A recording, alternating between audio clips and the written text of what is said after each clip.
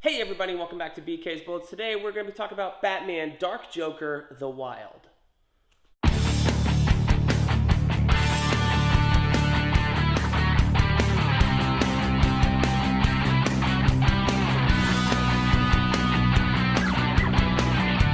Hey everybody, welcome back to BK's Bullets. As always, I'm your host, Brent, and today we're talking another DC Elseworlds book. This one is actually labeled Elseworlds. This book's kind of ancient, if you want to talk about it that way. It's a hardcover. I found it in a comic shop a couple of months back, sometime last year. I think I talked about it, and maybe there's probably an overview of it on the channel because it was such a beautiful hardcover and something I'd never seen before. It's got this beautiful little foil insert here of one of these panels. And it's kind of a strange tale that I've never heard before, being that it's from Doug Moench and Kelley Jones, who are famous for the Batman Red Rain, Batman Dracula series of Elseworlds one-shots they did. This is a graphic novel. It came out on its own, I think, in like 1993. So I think it predates, actually, those Elseworlds Red Rain graphic novels. I think this came out before it, way back in time. I think this is actually the original hardcover, and back in 1993 it went for $24.95, which was not a small amount of money back then either, just with inflation and all that other sort of stuff. So what is it? Well, it's kind of a letdown, honestly. Don't get me wrong, the Batman Red Rain stuff, if you can find a trade paperback version of that, I have it's up here. Here it is, Tales of the Multiverse Batman Vampire trade paperback, has all three of those one-shots here. Also, the most recent printing, I think it is Batman Elseworlds. It's either Volume 1 or Volume 2, but it's basically the same content there. Those are great. This, not so much. I think this may be like the precursor to what this idea eventually becomes with Batman as a vampire. Because here you have, don't even want to call him Bruce Wayne, just a character named Bruce that does become like a full-time bat monster, bat vampire, right? You can kind of see him on the back cover here a little bit better. It's probably shiny because of the light in this foil cover. But anyway, you have him fighting this dark Joker who's basically like a dark magician in this kind of primitive medieval world. But yeah, this Batman has wings. He wears a loincloth, and he's like a Bart Sears drawing, basically, by way of Kelley Jones. So I think this idea was like the beginning of it, and even though this wasn't great, maybe didn't hit, wasn't a big hit, they were like, hey, we kind of like this idea, or at least the shape of this Batman with these tall ears and these fangs and stuff. Maybe can you make him a real vampire, have him go against Dracula? Maybe that's kind of how the Batman vampire stuff, Red Rain, all that, Crimson Mist took place.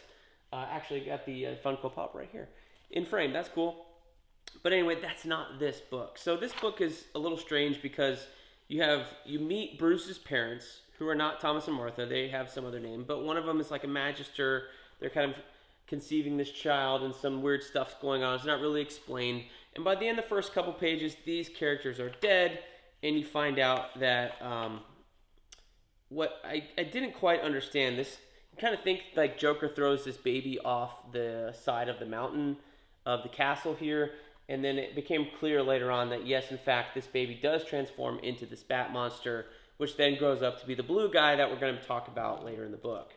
And then Bruce, this bat monster baby, kind of disappears for a few years, and you flash forward to him kind of being fully grown, going on through some stuff right here. There's no nudity or anything like that, so don't worry about it. It's just a naked Batman in a loincloth. But anyway, so you skip his whole upbringing, and he's kind of very quickly been made able to talk through some sorcery from a sister we didn't know about, who actually turns out to be in a shadow of a panel, a Catwoman. And it was like, why wasn't that further explored? That's a more interesting idea than what we end up getting. Because after that, the book just kind of evolves or devolves into this basic thing with Dark Joker being a magician or a dark magic user, a wizard, whatever, sorcerer, with blimps on top of ships that attack people for no goddamn reason. And then you have Batman coming to save them for no reason. They try to introduce some conflict very quickly. Like, everything happens so fast in the back third of the book that by the time it's over, you're kind of like, well, this wasn't very good because you introduced so many characters. I mean, there's a Jim Gordon looking guy with a mustache in here. His name is James. Is he supposed to be Gordon? I mean, just all the different things that one would think of as an Elseworlds are kind of introduced in the back third and then never really explored at all, and the tale ends rather abruptly. So kind of the opposite of the way Tom Taylor's done it in Dark Knights of Steel or his stuff, where he takes things and, I mean, he had 6 issues on that Dark Knights of Steel Volume 1 I reviewed to really develop characters and things like that. This isn't as thick. It's probably like 120 pages. There are no page numbers on here, so I'm just guessing. It doesn't feel like 80. It feels like more than 80.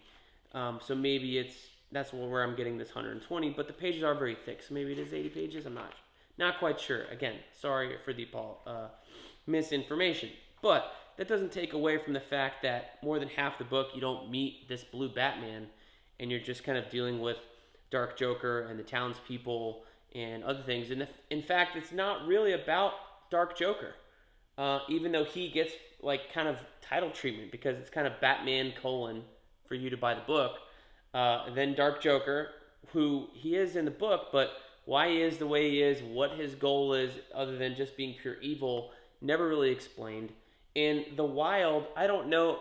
I think that's, from reading it, that seems to be the name of the area of the forest that Dark Joker is kind of like persecuting at the end of the book. Or is that the name of the Bat Monster? I'm not really sure because it's on the title. So I don't really know why they called this Batman Dark Joker The Wild, because it's not the adventures of Dark Joker. You're not really exploring the wild. It's kind of not really also a Batman book other than there's a bat creature with horns and fights the Joker, I guess. Which I guess in an Elseworlds tale is kind of all you need to go on. But this was just not it. I mean, the Kelley Jones art here is pretty good. He's, it's Kelley Jones, for crying out loud, in the 90s. He's not terrible. You may have he's one of these artists that people sometimes really, really like, or really, really dislike. I like Kelley Jones's art. I don't think it's fantastic. I don't think it's terrible, but I like what he does with characters in the right story. And this feels like it should be the right story, although the story's not fleshed out enough to feel right. And I think my theory about, since this came out before Red Rain, Crimson Mist, and all these Batman Vampire tales, that this was maybe like the percolation of what became those books in terms of art and storytelling, because it's from the same creators. So that's kind of my thesis on it. If you want to see where if you want to see where Batman Vampire came from, go seek this out. You might be able to find it. I found it randomly in a comic shop, and I got it, I think, for like $10 or something like that. It's on that overview story, but I don't know that you should seek it out necessarily, because it's not a great read, other than looking at Kelley Jones art kind of thing in a weird Elseworlds tale. So that's kind of my thoughts on Batman Dark Joker The Wild. Really long, crazy title. Not a really long, crazy book. Just kind of a disappointment. So there you go. Thank you guys for watching. Let me know down below if you've ever read this book and what you thought of it. We'll see you guys next time in the Funny Pages.